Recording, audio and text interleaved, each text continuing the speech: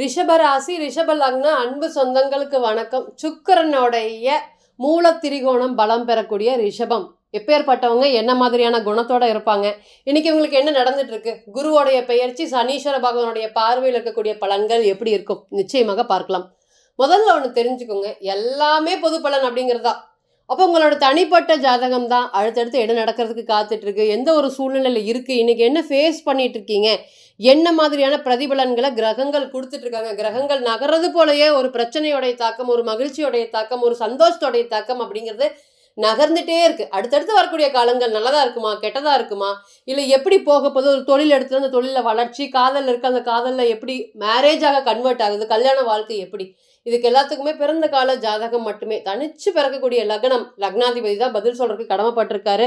So ராசி சொல்லக்கூடியது அனைத்துமே பொதுவான பலன்கள் அப்படிங்கிறது நீங்கள் மறந்துடவே கூடாது. ஸோ பிறந்த கால ஜாதகத்தை இதோட பொருத்தி பார்த்திடக்கூடாது அப்படிங்கிறது நிதர்சனமான உண்மை. ரிஷபராசி ரிஷப லக்னம், சுக்கிரன் வீட்டில் பிறந்த சந்திரன் உச்சமடையக்கூடிய நபர்கள், சாஃப்ட் காம் பர்சனாலிட்டிஸ். வாழ்க்கையில் பணம் அப்படிங்கிறது தேவைதான், ஆனால் எனக்கு ஃபுல்லாக அதுவே தேவையில்லை அப்படிங்கிறதுல தெளிவாக இருக்கக்கூடிய நபர்கள் இந்த ரிஷபம். அதில் நிறைய வழி வேதனைகளும் குடும்பத்துக்காக தூண்கள் அப்படிங்கிற சொல்லலாம். ரெஸ்பான்சிபிலிட்டிஸ் இவங்களுக்கு ரொம்ப அதிகமாக இருக்குங்க. தன்னுடைய அந்த ரெஸ்பான்சிபிலிட்டிஸ் எல்லாம் இவங்களே ஏற்றுக்குவாங்க. தன்னுடைய அம்மாவை பார்த்துக்கணும், தன்னுடைய அக்காவை பார்த்துக்கணும், தன்னுடைய தங்கச்சியை பார்த்துக்கணும், குடும்பத்தை ரொம்ப கழுத மாதிரி சுமக்கக்கூடியவங்க. இவங்க வசதியாக வாழ்கிறாங்க வாழல, ஆனாலும் அவங்க அப்பா அம்மாவை பார்த்துக்குவாங்க. இவங்க வாடகை வீட்டில் இருப்பாங்க, அவங்க அப்பா அம்மா பெரிய வீட்டில் இருப்பாங்க. ஆனால் அவங்க தன்னுடைய பொண்ணு கஷ்டப்படுது, சம்பாரியம் பணம் கொடுக்குது, தன்னுடைய பையன் கஷ்டப்படுறான் அப்படிங்கிறது துளியும் நினைக்கவே மாட்டாங்க. உங்கள் கஷ்டங்கள் உங்களுடைய பெற்றவங்களுக்கே புரியுமா அப்படின்னு கேட்டிங்கன்னா புரியாது. ஏன்? அந்த மாதிரி ஒரு ராசி தான் இன்னைக்கு ரிஷபம். சந்திரன் நீங்கள் உச்சபலம், அப்போ நீங்கள் ஓடி ஒளிஞ்சு ரொம்ப கஷ்டப்பட்டு அந்த காசை நீங்கள் சம்பாரித்து வீட்டில் கொண்டு வந்து கொடுத்தாலும் உங்களுக்கு ஒரு மதிப்பு மரியாதை கௌரவம் இருக்குமான்னு கேட்டிங்கன்னா இருக்கவே இருக்கா. இதுவும் நீங்கள் எதிர்பார்க்க மாட்டீங்க. இன்றைக்கெல்லாம் அதை நினச்சி மனசு வருத்தப்பட்டு இருக்கிற மாதிரி ஒரு சுச்சுவேஷன் தான் சனி பார்வையில் சந்திரன் இருக்குது. நிறைய ரெஸ்பான்சிபிலிட்டிஸுங்க. நீங்கள் ஜெயிக்காத வாழ்க்கையில் பார்க்காத உயரமும் இல்லை, நீங்கள் பார்க்காத வீழாத நேரமும் இல்லை. அந்தளவுக்கு ஏற்ற இறக்கங்கள் அப்படிங்கிறது மற்ற ராசியை கம்பேரிசன் பண்ணுவது ரிஷபம் அப்படிங்கிறது இறங்கி போயிட்டே இருக்குது. நிறைய கடன், யாருக்கு அதிகமாக கண்மூடித்தனமாக கடன், இந்த சாஃப்ட்டுக்கே உண்டான கடன் அப்படிங்கிற மாதிரி. அந்த கடன் பார்த்திங்கன்னா எந்த ஒரு பிரச்சனையிலும் படிப்படியாக ஏறிட்டே இருக்கிற மாதிரி. இதெல்லாம் தான் ரிஷபத்தை பொறுத்தவரையும் பெரிய ப்ராப்ளமாக எனக்கு இருக்குது. தன்னுடைய குடும்பத்தை அப்படிங்கிறது தனக்கு என்ன வேணும் வேண்டாம் இது கூட அவங்களுக்கு தெரியாதுங்க. அந்தளவுக்கு ஒரு சாஃப்டானவங்க, லட்சியத்துக்காக ஓடக்கூடியவங்க, தாய் தந்தையை நேசிக்கக்கூடியவங்க, இலக்கை அதிகமாக வச்சுருப்பாங்க. எப்போவுமே கான்ஃபிடென்ட் லெவல் அப்படிங்கிறது ரிஷபத்தை பொறுத்தவரை ரொம்ப கம்மியாக இருக்கும். யாராவது ஒரு ஆறுதல் சொல்லி இதை இப்படி பண்ணு அப்படின்னா கண்ணை மூடிட்டு அந்த விஷயத்த பண்ண போயிடுவாங்க. அது நல்லதா கெட்டதா, நம்மளை தூண்டி விடுறாங்களா இல்லையா, இதெல்லாம் யோசிக்கவே மாட்டாங்க. அந்த பிரச்சனையை போய் வலுக்கட்டாயமாக சிக்கி வாழ்க்கையில் நடக்காத ஒன்றை இழக்காத ஒன்றை இழந்துட்டு வந்துடுவாங்க. நிதர்சனமான உண்மை. இன்றைக்கெல்லாம் பாருங்கள், இவங்களுடைய வாழ்க்கை எல்லாமே ஒரு வழி பாதையாக ஏதோ ஒன்று ஆரம்பித்தாங்க, அது எதெல்லாம் ஒன்று முடிஞ்சிருச்சு. முன் வைச்ச காலம் பின் வைக்க தெரியாது. இன்றைக்கி இவங்களுக்கு 1000 பிரச்சனைகள் இருந்தாலும் வீட்டில் சொல்லுவாங்களான்னு சொல்லிட்டு சொல்லவே மாட்டாங்க. எவ்வளோ கஷ்டமாக இருந்தாலும் தன்னுடைய வீட்டில் அதை எல்லாத்தையும் அடக்கி வச்சுக்கிட்டு மற்றவங்களுக்காக வாழக்கூடிய ராசி தான் ரிஷபம். மற்றவங்களுக்காக எல்லோரும் வாழுவாங்களான்னு கேட்டிங்கன்னா வாழாதானே. ரிஷபம் கடைசி வரை வாழுவாங்க. எனக்கு எந்த ஒரு விஷயமும் வேண்டாம். நம்ம ரீசெண்ட் டைமில் ஒரு ஜாதகத்தை பார்த்தோம். அவங்க பார்க்கும்போது நம்ம ரிஷபமாக தைரியமாக கல்யாணம் பண்ணி கொடுங்க, இந்த பொண்ணை நீங்கள் தைரியமாக கல்யாணம் பண்ணலாம், எவ்வளோ பிரச்சனைகள் இருந்தாலுமே கடைசி வரையும் வீட்டுக்கார் வேணும்னு ஸ்ட்ராங்காக இந்த பொண்ணு நிற்கும். அதனால் இந்த பொண்ணுடைய ஜாதகத்துப்படி வீட்டுக்காரை உயர்த்தக்கூடிய யோகம் அப்படிங்கிறது கண்டிப்பாக இருக்குது அப்படிங்கிறது சொல்லியிருந்தோம். அதே போல் அந்த பொண்ணுக்கு கல்யாணம் பண்ணி வச்சாங்க. அது எதுவுமே இல்லை, வசதியே இல்லை அப்படின்னு கல்யாணம் பண்ணி வைக்கக்கூடிய அந்த ஜாதகத்துக்கு நம்ம பார்க்கும்போது 2022, இன்றைக்கி 2024 முடிவில் வந்து பார்த்திங்கன்னா அவங்க நமக்கு கால் பண்ணி சொன்னாங்க, மேடம் இன்றைக்கி பெரிய அளவுக்கு பொருளாதார உயரத்தை நான் சந்திச்சுட்டு, இது எல்லாமே என்னுடைய மனைவினால தான். நான் சாப்பாட்டுக்கு கஷ்டப்பட்டுட்டு இருந்தேன் மேடம், ஆனால் இன்றைக்கி என்னுடைய மனைவி நான் கல்யாணம் பண்ணதுக்கப்புறம் இன்றைக்கி எனக்கு வாழ்க்கைக்கு தேவையான அடிப்படை ஆதாரத்தை எல்லாத்தையுமே நான் வந்து எடுத்துட்டேன். அந்தளவுக்கு ஒரு யோகம் அப்படிங்கிறது எப்படி மேடம் இந்த மாதிரியெல்லாம் மாறிச்சு, எனக்கு ஹோப்பே இல்லை கல்யாணம் பண்ணும்போது, அப்படியெல்லாம் நடக்குமா அப்படிங்கிற மாதிரியான யோசனைகள் தான் இருக்குது. ஆனால் ஒரு நாட்களும் அவருடைய ஜாதகத்தில் வந்து பார்த்திங்கன்னா நெகட்டிவான தசா புத்திகள், அவருடைய மனைவி ஜாதகத்தில் பாசிட்டிவான தசா புத்திகள். இவங்க 2 பேரும் இணையும் போது எப்படி இருக்கும், அந்த சொத்தை அவர் காப்பாற்ற முடியுமா, அவங்களால ஒய்ஃப்னால ஒரு வளர்ச்சிகள் இருக்குமா, தைரியமாக கல்யாணம் பண்ணி கொடுங்க அப்படின்னு சொல்லியிருந்தோம். அப்போ இந்த ரிஷபம் அப்படிங்கிற போது வந்து பார்த்திங்கன்னா உங்களுக்கு லக்னம் அப்படிங்கிறது வேற. அப்போ ரிஷபம் அப்படிங்கிறது சாஃப்டாக காமாக திருமண வாழ்க்கையை கொண்டு போவாங்க.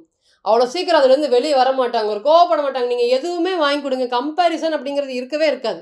அவங்க அந்த மாதிரி வாங்குறாங்க, எனக்கு அந்த மாதிரி ஒரு வாழ்க்கை வேணும். அவங்க ஒரு பொருள் வாங்குறாங்க, எனக்கு அந்த மாதிரி ஒரு பொருள். ஒரு நாளும் கேட்க மாட்டாங்க. இருக்கிறத வைத்து பிழைக்கக்கூடிய நபர்கள் ரிஷபம். அது வந்து பார்த்தீங்கன்னா, இந்த பாசம், பண்பு, அன்பு இதெல்லாம் காமிச்சுக்கிட்டீங்கன்னா, எதுவுமே எனக்கு தேவையில்ல அப்படிங்கிற மாதிரி கடைசி வரையும் நாய்க்குட்டி மாதிரி நீங்க சொல்றத மட்டுமே கேட்டுட்டு, அடுத்தவங்க என்ன பேசினாலும் காதை மூடிக்கொண்டு தன்னுடைய வேலைய பார்க்கக்கூடிய ரிஷபம். இன்னைக்கு குருவின் பார்வையில ரொம்ப கஷ்டப்பட்டுட்டாங்க இன்னைக்கு ரீசென்ட் டைம்ல. படாத அவமானம் யார் பட்டுருக்காங்க அப்படின்னு கேட்டீங்கன்னா, ரிஷபம் தான். நிச்சயமாக நீதிமானா இருக்கிறது, ஒரு பொய் சொல்லாம இருக்கிறது, இதெல்லாமே எங்களுக்கு இவ்வளோ கஷ்டமாங்க மேடம். நாங்க முன்னேற்றவே இல்ல. தி பெஸ்ட் குடுக்கணும்னு நினைக்கக்கூடிய மத்தியில, எல்லாத்துலயுமே இன்னைக்கு லாஸ்ட்டா இருக்காங்க. அதுதான் இன்னைக்கு வந்து ஏத்துக்க முடியாத ஒரு சூழ்நிலையில ரிஷபம் இருக்காங்க. ஹெல்பிங் டெண்டன்சினா இந்த ராசி தான். ஃபர்ஸ்ட் ஹெல்பிங் டெண்டன்சில ரொம்ப தைரியமா இருக்கக்கூடிய ராசி அப்படின்னா துலாம். அதே போல வந்து பார்த்தீங்கன்னா ரிஷபம். 2மே சுக்கிரனுடைய வீடு. அப்போ மேம்போக்கா பேசி, மேம்போக்கா பண்றதுனாலயே எல்லாத்துக்கிட்டயும் ஏமாறுறாங்க. ஏமாற அளவுக்கு நல்ல பண்பும் இவங்க கிட்ட 1000 இருக்குங்க. ஆனா ஏமாத்துறவங்க நல்லா வாழ்வாங்கன்னு கேட்டீங்கன்னா, ரிஷபத்த பொறுத்தவரை யாரு ஏமாத்துனாலும் திருப்பி கால்ல வந்து விழுந்து தான் ஆகணும். அந்த கர்மாக்கு ஈக்குவலான பலன்கள் அப்படிங்கிறத அவங்க கண்டிப்பா அனுபவிச்சுட்டே ஆவாங்க. நீங்க கண் எதிர்க்க பார்க்கலாம். என்னைய 10 வருஷத்துக்கு முன்னாடி இப்படி பேசுனாங்க, இன்னைக்கு அவங்க விழுந்து கிடக்குறாங்க மேடம்னு ரிஷபம் தைரியமா சொல்லலாம். ஆனா அந்த கால தாமதம் கண்டிப்பாக ஆகும். ஆனா அதற்குண்டான பலன்கள் எல்லாம் நிச்சயமாக கிடைக்குமா? அவங்க கர்மாவ அனுபவிப்பாங்களா? அது எப்ப அனுபவிப்பாங்க? ஏன்னா இந்த மாதிரி பேசிட்டாங்க. உங்களுக்கு ஒரு கெடுதல் தசாபுத்தி நடக்கும்போது தான் இன்னொருத்தர் இந்த மாதிரி உங்கள இண்டிகேஷன் பண்ணுவாங்க. அப்ப அவங்க கண்டிப்பா கர்மா ஸ்தானம் சம்மந்தப்பட்ட தசாபுத்தி வரும்போது, நீங்க என்ன கர்மா அவங்களால ஃபேஸ் பண்ணுவீங்களோ, அதே கர்மா அவங்களுக்கு கண்டிப்பாக போய் சேரும். நீங்க கண்ணெதிர்க்க இன்னைக்கு பார்க்கலாம். உங்கள பேசினவங்கலாம் இன்னைக்கு எப்படி வாழ்ந்துட்டு இருக்காங்க? இன்னைக்கு இல்லைனாலுமே, நீங்க அப்படியே ஒரு 5 இயர்ஸ், 6 இயர்ஸ், 7 இயர்ஸ், 8 இயர்ஸ் இந்த டிஃபரன்ஸ்ல அவங்க எப்படி வீழ்ந்துட்டு இருக்காங்க? 2வது அந்த கர்மாவ எப்படி அனுபவிச்சுட்டு இருக்காங்க? அப்படிங்கிறத கண்கூடா நடக்கலாம். அதனால ரிஷபத்த பொறுத்தவரையும் நம்ம இந்த சாபம் விடுறது, கோவம் விடுறது இது எல்லாமே எதுவுமே பலிக்கவே பலிக்காதுங்கிறது நிதர்சனமான உண்மை. ஏன்னா, அவங்களே சாஃப்ட்டான பெர்சனாலிட்டீஸ். அவங்கள போய் நம்ம ஏமாத்துறனால ஏதாவது ஆகுமா அப்படின்னு கேட்டீங்கன்னா, ஆகவே ஆகாது. இன்னுமே சொல்லிட்டே போலாம் அந்த ராசிய பொறுத்தவரையும். பண்ணுன நல்லது 1000, கெடுதல் 0 தான் எல்லாருக்குமே. அந்த அளவுக்கு தான் இன்னைக்கு இருக்காங்க. இன்னைக்கு குருவோடைய பார்வையில சனீஸ்வர பகவான் 11ஆம் இடத்துல இருக்கக்கூடிய பலன்கள் ரிஷபத்த பொறுத்தவரை எப்படி இருக்கு? முதல்ல ஒண்ணு தெரிஞ்சுக்கோங்க. ரொம்ப, ரொம்ப, ரொம்ப நல்லா இருக்கு இந்த குருவுடைய பயிற்சி ரிஷபத்த பொறுத்தவரையும். 2லேருந்து வந்து 3ஆம் இடத்துல உச்சம் பெறதே ஒரு யோகம் தான். ஏன் அப்படின்னு கேட்டீங்கன்னா, இத்தனை நாளா படாத கஷ்டங்கள். சொந்த வீட்லயே உங்களுக்கு மதிப்பு இல்லைங்க, மரியாதை இல்லைங்க, கௌரவம் இல்லைங்க, வெளிய போகலாமா அப்படிங்கிற சிந்தனைகள். மனைவி இருக்காங்க, அத அரவணைப்பா, அன்பா பேச முடியல, என்னால பழக முடியல. அவங்க எங்க இருக்காங்கன்னே எனக்கு தெரியல. என்கிட்ட சொல்லிட்டு போனாங்க, இன்னையோட காணோம். அந்த மாதிரி நெறைய பிரச்சனைகள் இந்த குருவோட தசாபுத்தி சம்மந்தப்படும்போது கண்டிப்பாக நடந்திருக்கும். அப்ப இந்த திருமண வாழ்க்கையில பெரிய கேள்விக்குறியோட இருக்கக்கூடிய நபர்கள் அனைவருக்குமே இனி வரக்கூடிய காலங்கள் இந்த டிரான்சிட் அப்படிங்கிறது கண்டிப்பாக சப்போர்ட் பண்றதுக்கு காத்துட்டு இருக்கு. ஸோ பிரிந்த கணவன், மனைவி நிச்சயமாக சேர்றதுக்கு உண்டான ஒரு நல்ல காலமா இருக்கும். நெறைய தொழில் தொடங்குறதுக்கு. தொழில் சார்ந்த சிந்தனைகள், தொழில்ல நெறைய எஃபர்ட்ஸ் போடுறேன் மேடம். திடீர்னு நேத்து வரான், இன்னைக்கு ஜெயிச்சுட்டு போயிட்டே இருக்கான். நான் அதே தொழில்ல இருந்து பல வருஷமாக இருந்து இன்னைக்கு எதுவும் பண்ணாம ஜீரோவா நல்லவனா இருக்கேன். இன்னைக்கும் எல்லாரும் பார்த்தா எல்லா பெரிய மனுஷங்களும் பார்த்தா ரிஷபத்த பொறுத்தவரையும் நீங்க எதுவுமே இல்லைங்க. நீங்க ஃபினான்ஷியல் லெவல்ல ஜீரோவா இருந்தாலும் உங்கள பார்த்து கையெடுத்து கும்பிட்டு நல்லா இருக்கீங்களான்னு கேட்டுட்டு போவாங்க. அந்த அளவுக்கு மதிப்பு, மரியாதை நீங்க சம்பாரிச்சு வச்சிருக்கீங்க. இனி அந்த மாரி பொருளாதாரத்த சம்பாரிப்பீங்களா அப்படின்னு கேட்டீங்கன்னா, எஸ். அதுக்கு உண்டான காலமாக இது கண்டிப்பா இருக்குமா? தொழில் சார்ந்த வளர்ச்சிகள் ரிஷபத்தெல்லாம் தொழில் நடத்த சொல்லிட்டான்னு வச்சுக்கோங்களேன், அது எதுவுமே நஷ்டமா இருந்தாலும் என்ன நம்பி 10 பேர் இருக்காங்க. என்ன நம்பி 15 பேர் இருக்காங்க மேடம். 15 பேருக்கு நான் சம்பளம் குடுக்கணும். நான் குடுக்கக்கூடிய சம்பளத்தினால தான் அவங்களுடைய வீட்ல அடுப்பு எரியுது. என்னைய நம்பியே இருக்காங்க. அதனால தொழில என்னால மூட முடியாதுன்னு பார்க்கக்கூடிய பல ஜாதகங்கள் இந்த வார்த்தைய சொன்னாங்க.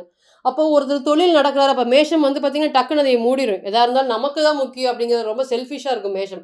அதுவே ரிஷபம் தொழில் நடத்தினா அது வேற மாரி இருக்கும். மிதுனம் தொழில் நடத்தினா அது வேற மாரி இருக்கும். அந்த மாரி ஒரு ஒரு ராசியும் தொழில் நடத்துறது தன்னுடைய குணத்தை அதில வெளிப்படுத்துவாங்க. இப்ப ரிஷபத்துல தொழில் சார்ந்த விஷயத்துல இன்னைக்கு வாடகைக்கு கரண்ட் பில் கட்டினா போதும், அவங்களுக்கு வாடகை சம்பளம் குடுத்தா போதும் அப்படின்னு ஓட்டிட்டு இருக்கக்கூடிய தொழில்கள் அனைத்துமே, இனி வரக்கூடிய காலங்கள்ல வளர்ச்சியை நோக்கி செல்லக்கூடிய காலமாக கண்டிப்பா இருக்கும். நெறைய குழந்தைத்தனமான விஷயங்கள் அப்படிங்கிறது ரிஷபத்துல இருந்தாலும், இன்னைக்கு அது எல்லாமே ஜீரோவா இருக்கு. மறுபடியும் நீங்க பழையபடி குழந்தை குணத்தோட மாறப்போறீங்க. அதுல எந்த ஒரு மாற்று கருத்துமே இல்ல. எவ்வளோ பெரிய உறவா இருந்தாலும் இன்னைக்கெல்லாம் தூக்கி எறியறதுக்கு தயாராயிட்டீங்க. உங்கள தேடி வேணும்னு வந்தவங்க எல்லாருமே இன்னைக்கு உங்களை தூக்கி எறிஞ்சக்கூடிய காலங்கள் போயி, இனி மறுபடியும் உங்களை திரும்பி சேரக்கூடிய காலங்களாக கண்டிப்பாக இருக்கும் அப்படிங்கிற மாற்று கருத்தே இல்ல. நெறைய இனம் புரியாத பயம் அப்படிங்கிறது யாருக்கு அப்படின்னு கேட்டீங்கன்னா, ரிஷபம் தான். தெளிவு இல்லாம நெறைய இனம் புரியாத பயம், சொந்த வீட்லயே எதிரியை போல வாழ்றது, உங்களுடைய ஆலோசனை கேட்கறதுக்கு சின்ன குழந்தையோட ஆலோசனை கேட்பாங்க. உங்கள பெரிய பொருட்டுன்னு மதிக்க மாட்டாங்க. ஸோ சின்ன வார்த்தைகள பெரிய அளவுக்கு காயப்பட்டு, அது பெரிய பூதாகாரமாக வெடிக்குது ரிஷபத்த பொறுத்தவரை. அந்த பிரச்சனைகள்லாம் இனிமேல் படிப்படியா சார்ட் அவுட் ஆகப்போது. குழந்தை சார்ந்த ப்ராப்ளம் அப்படிங்கிறது இனி வரக்கூடிய காலங்களில் படிப்படியாக குறைய போகுதுங்கிற மாற்று கருத்தே இல்லை. இனியும் நிறைய வளர்ச்சிக்கான பலன்களும் இனியும் பார்த்தீங்கன்னா இந்த குருவோடைய பெயர்ச்சி சனீஸ்வர பகவான் குருவை பொறுத்தவரை ரிஷபத்தை பொறுத்தவரை ஆகாதவர். அவர் உச்சம் இருக்கிறது எவ்வளோ தூரம் பாசிட்டிவ் இருக்கோ அவ்வளோ தூரம் நெகட்டிவ் இருக்கோ அப்படிங்கிறத மறந்துடவே கூடாது. ஸோ தனிப்பட்ட ஜாதகம் மட்டுமே தான் ஒரு விஷயத்தை பிரதிபலிக்கிறதுக்கு காத்துட்ருக்கு. ஸோ தனிப்பட்ட ஜாதகத்தை நீங்கள் ஆலோசனை பண்ண விருப்பப்பட்டீங்கன்னா கீழே இருக்கக்கூடிய நம்பருக்கு கான்டாக்ட் பண்ணுங்கள். நான் வணங்குடி நரசிம்மர் உங்கள் எல்லோருக்குமே நல்ல வளமான வாழ்க்கையை ஏற்படுத்துகிறேன். நான் நிச்சயமாக பிரார்த்தனை பண்ணிக்கிறேன். மீண்டும் ஒரு பதிவில் உங்களெல்லாம் சந்திக்கும் வரை உங்களிடமிருந்து விடைபெறுவது உங்கள் அஸ்ட்ரோ புவனேஸ்வரி. நன்றி, வணக்கம்.